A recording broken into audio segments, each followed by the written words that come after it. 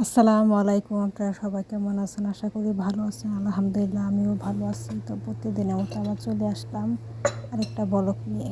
আর সবাইকে আমন্ত্রণ আমার হাউস ক্লিনিং ব্লগে। আসলে প্রতিদিনের মতন আমি টুকটাক যা করি আপনাদের মাঝখানে তাই শেয়ার করি, ঠিক আছে?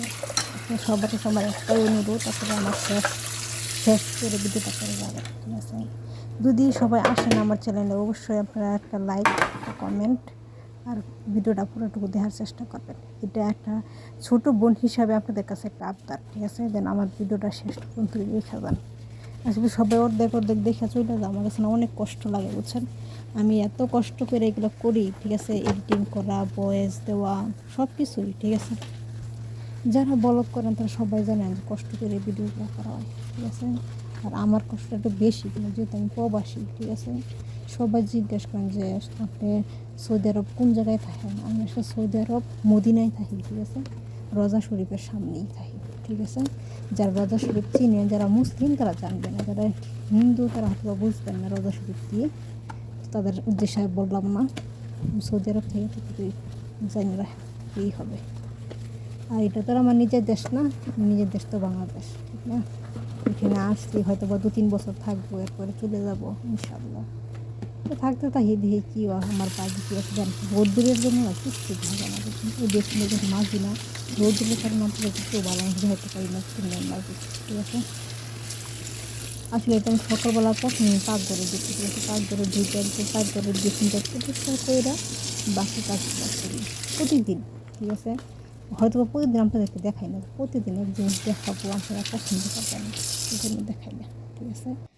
আর একটা আপনি কমেন্ট করে জিজ্ঞেস করছেন যে আমার ভিডিওগুলো কে করে দেয়।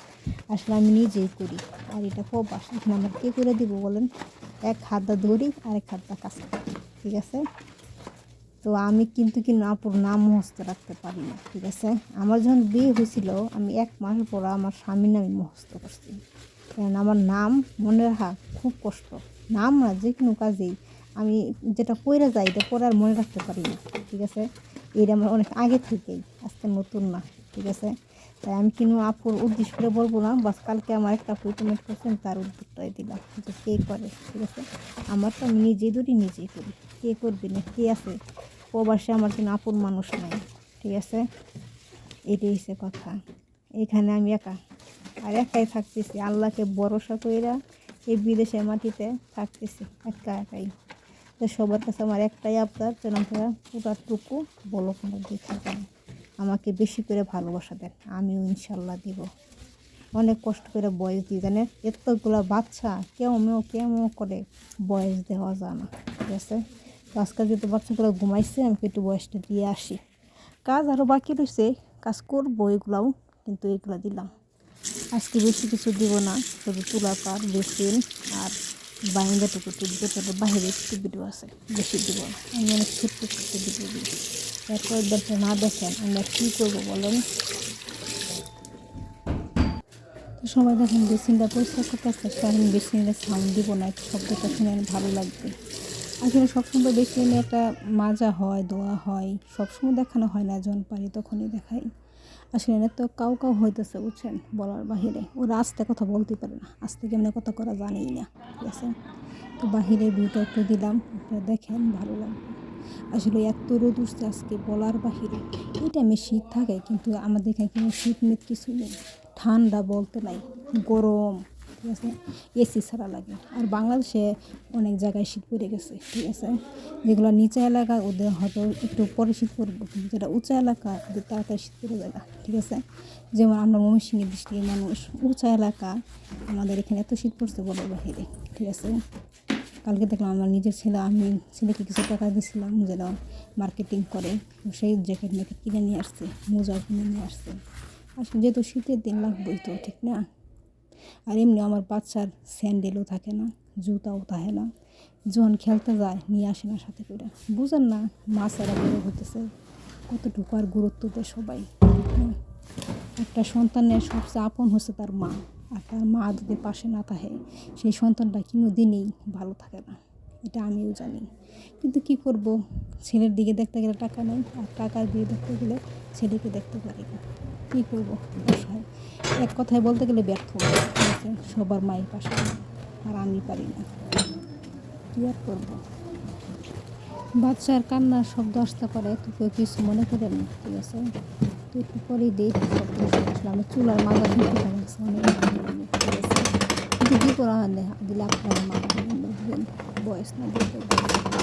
আর সত্যি কথা বলতে কী করলো, প্রতিদিনই মা বুঝছেন অনেক দোয়া দিয়ে পছন্দ করে, ঠিক আছে? দুপুরে এরকম ভাবে দিই, আর রাত্রে যখন করি তখন মুছে আমার 2বার দোয়া লাগবে একদম বাধ্যতামূলক, দুপুরে আর রাত্রে 2বার একদম বাধ্যতামূলক। যেহেতু বেডির বাসা, বেডির জন্য হিন্দু করতে হবে, ঠিক না? আমরা করে লাগবে দেখেন আমার লাস্টে দিকে দেখবেন কতগুলো জিনিস আমি বাহিরে ফেলাই দিছি, একদম নতুন নতুন।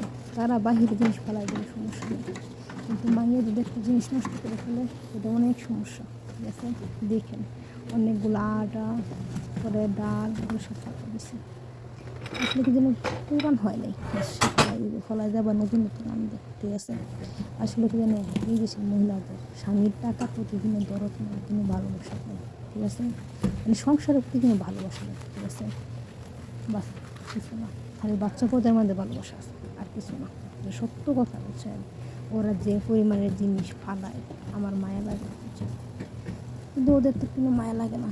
যেহেতু আমার মায়া লাগে কারণ একটাই, আমি ভাতের জন্য এই বিদেশে এসে পড়ে আসি নিজের সন্তানের রাখা, সেই জন্য কিছু ফালাইলে আমার খুব খারাপ লাগে।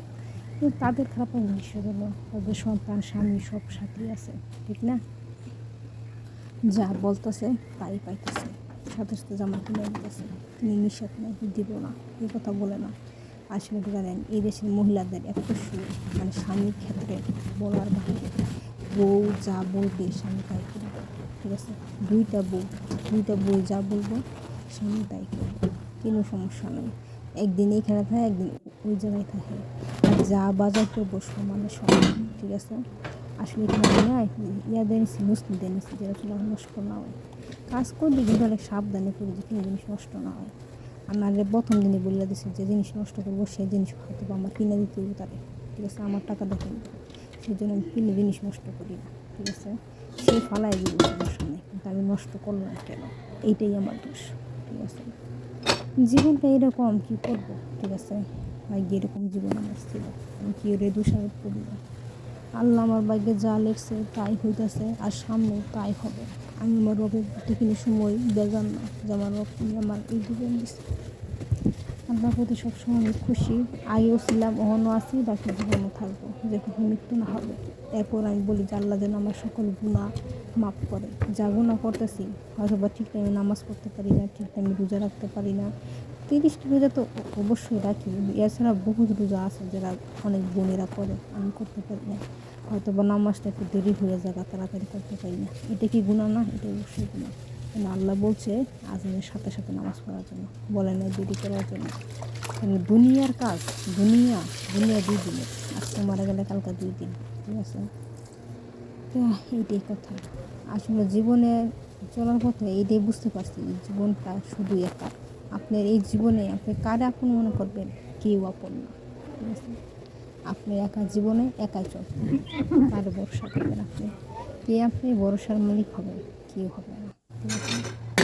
যতদিন স্বামীর বাড়িতে থাকবেন ততদিন বাপের বাড়িতে খুব আদর, খুব যত্ন, কিন্তু একবার তালাক খায় দেখেন, স্বামীর বাড়িতে আদর যত্ন বলতে কিছুই নেই, ঠিক আছে? আমরা যেহেতু খাইছি আমরা বুঝি, আপনারা হয়তো বা খান না, সেজন্য হয়তো বা বলেন যে বাপের বাড়ি অনেক ভালো, স্বামীর বাড়ি হয়তো বা ভালো না। হয়তো অনেক আপনার স্বামী নিয়ে অভিযোগ করে স্বামী অনেক ভালো, যেদিন স্বামীর সাথে আছেন সেদিন ভালো, স্বামীর কথা বলে একদিন যাবেন সেদিন খারাপ, ঠিক আছে? সব পুরুষই এক না, সব নারীও এক না, এটা বলে লাভ নেই। যারা স্বামীর প্রশংসা করে তারা আরও করুক, সমস্যা নেই। আমার ভাগ্যে যেরকম ছিল, আমি প্রশংসা করি না কেউ, আবার দোষও দিই না কেউ।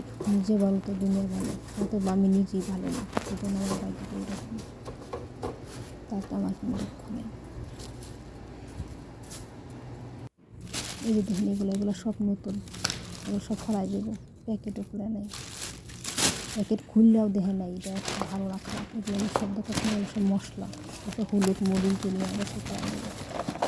আমি বললাম এগুলো সবই ভালো, ফেলাই দেবো, কখন ফেলাই দেবো, তো তার জিনিসে ফেলাই দেবো, আমার কি? আমি নিয়ে রাত্রে নিয়ে সবগুলো ফেলাই দিয়েছি মনের বাস করে।